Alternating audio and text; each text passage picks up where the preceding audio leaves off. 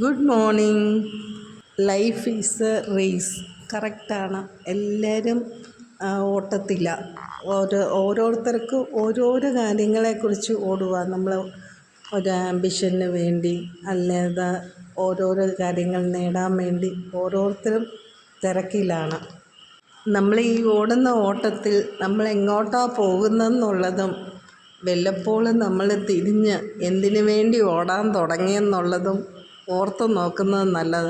എന്തിനു വേണ്ടിയാണ് ഓടുന്നത്? ഫാമിലിക്ക് വേണ്ടി, അല്ലെങ്കിൽ നമ്മൾ ഇച്ചിരി കാശുണ്ടാക്കാൻ വേണ്ടി.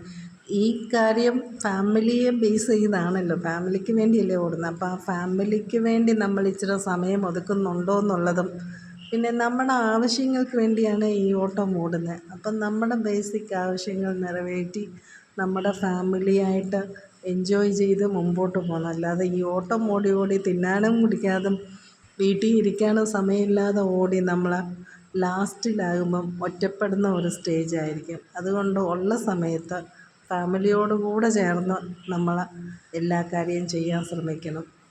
അപ്പോൾ എല്ലാവർക്കും ഹാവ് എ നൈസ് ഡേ.